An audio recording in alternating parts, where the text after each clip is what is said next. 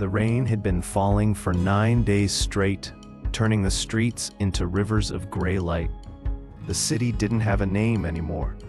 At least not one anyone still remembered. Signs had rusted, newspapers had stopped printing, and people spoke in whispers like every word cost them a year of life. I was a private investigator once, before the agency burned down and took half my memory with it. Now I rent a room above a pawn shop, drink too much coffee, and wait for ghosts to knock on my door. One night, they did. A woman in a soaked coat handed me a photo.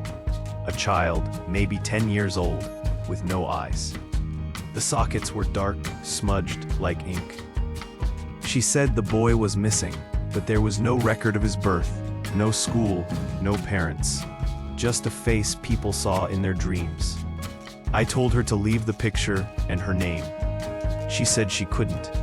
If I write it down, she whispered, I'll disappear too. Then she vanished before I could light my cigarette. I took the photo to my contact in missing persons. He laughed, said it was a prank, until he saw the image. His face went pale. He swore he'd seen the same boy standing outside his window last night. Don't look for him, he muttered, tearing the picture in half. People who do don't come back the same. He dropped dead 3 days later. Heart failure, they said, but his eyes were missing. The city changed after that. Billboards went blank. Radios played static. Every reflection showed things that weren't there. Faces behind yours, hands reaching from shadows. I kept drinking, but it didn't help. I'd wake up with wet shoes and dirt under my nails, like I'd been walking somewhere I didn't remember. And always, the same dream.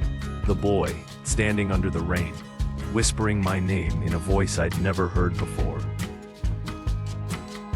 I started tracking the reports, whispers of disappearances, people erased from family photos, birth certificates turning to blank paper.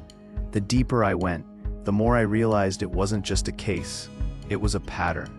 The city itself was losing memory, bleeding pieces of its own history. And whatever was taking them, it wasn't human. I found the boy again in an abandoned school.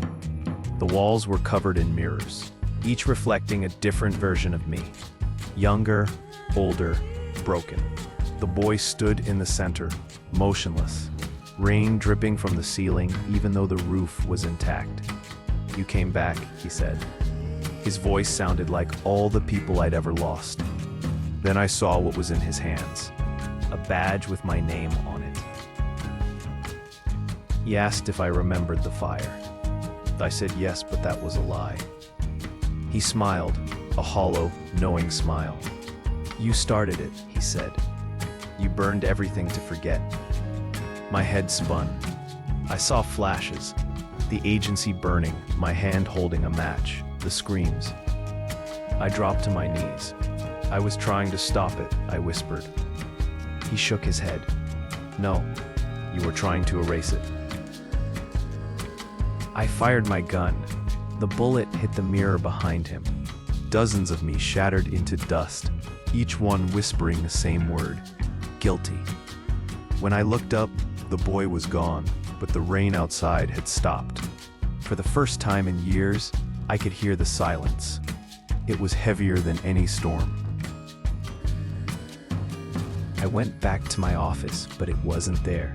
The pawn shop was gone too, replaced by a blank wall where a door should have been. I checked my wallet.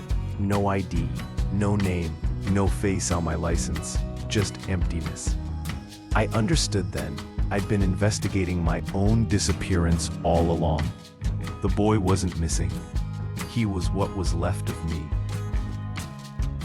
The city will forget me soon, just like it forgets everyone. Maybe that's mercy. Maybe that's justice. I light one last cigarette and watch the smoke fade into the rainless air.